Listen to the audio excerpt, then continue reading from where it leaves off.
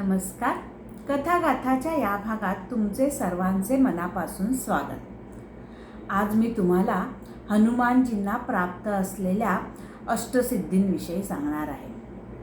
गोस्वामी तुलसीदास यांनी हनुमान चालिसामध्ये हनुमानजींना प्राप्त असलेल्या अष्टसिद्धी आणि नवविधी यांचे वर्णन केलेले आहे.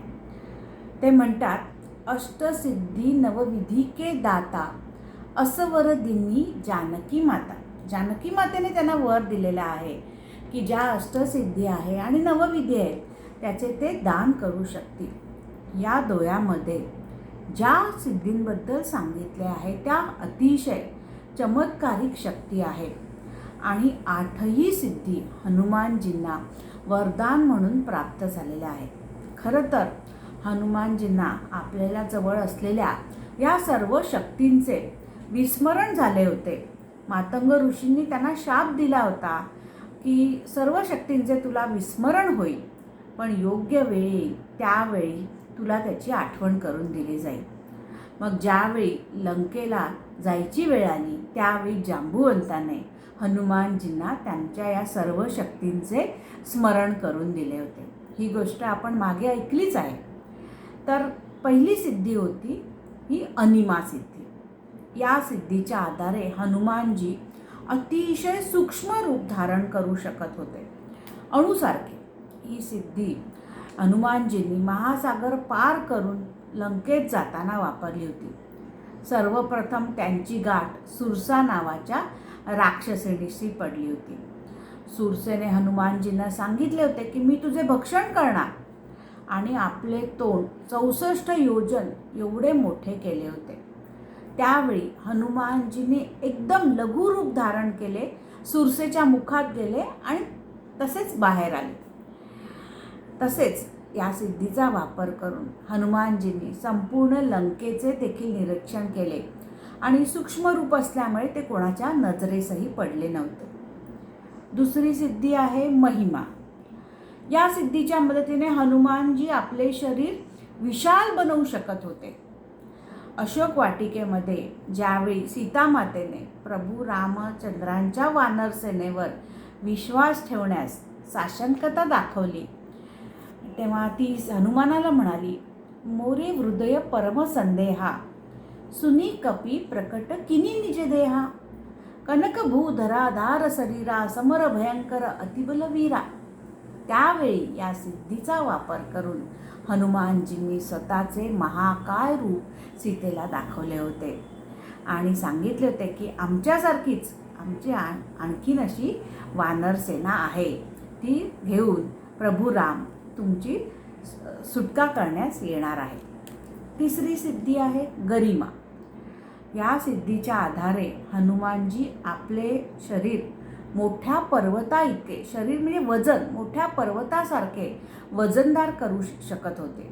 ही सिद्धी महाभारतामध्ये हनुमानाने भीमासमोर वापरली होती. आपल्याला लहानपणी गोष्ट माहितीच आहे. भीमाचे गर्वहरण हनुमानजींनी कसे केले.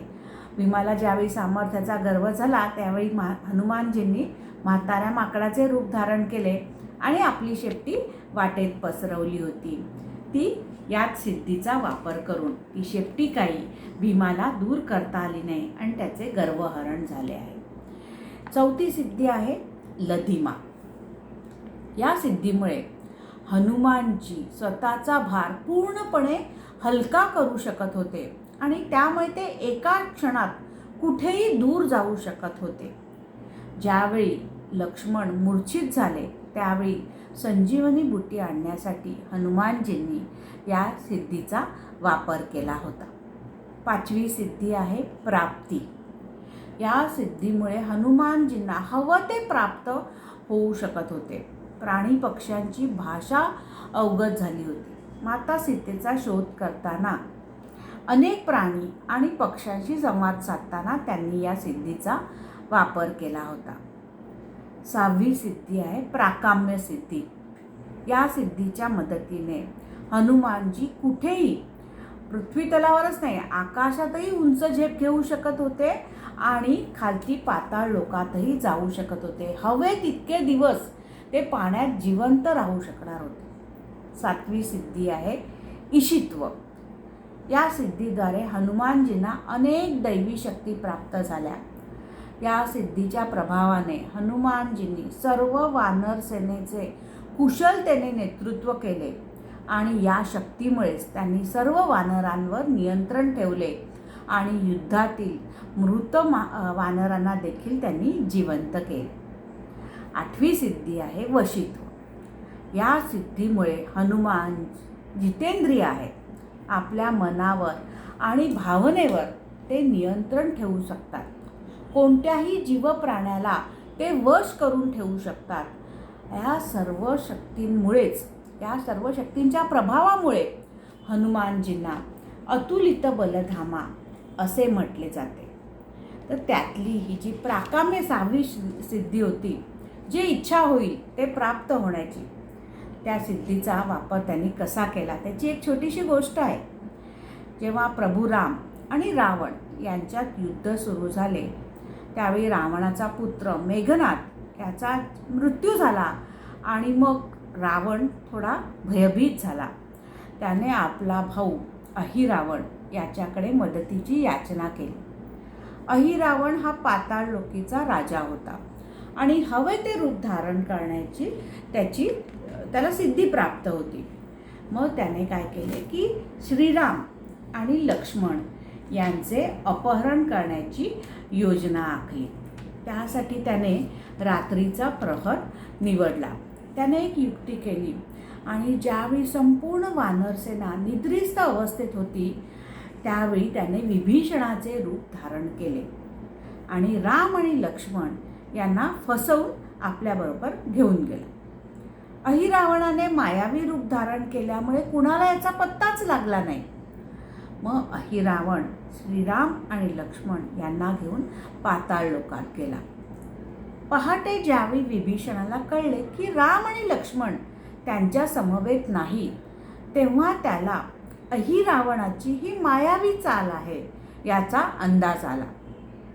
त्यावेळी श्रीराम भक्त हनुमानजींनी विभीषणाला वचन दिले की जोपर्यंत हनुमानजी आहेत तोपर्यंत प्रभू रामांना कोणीही इजा करू शकणार नाही.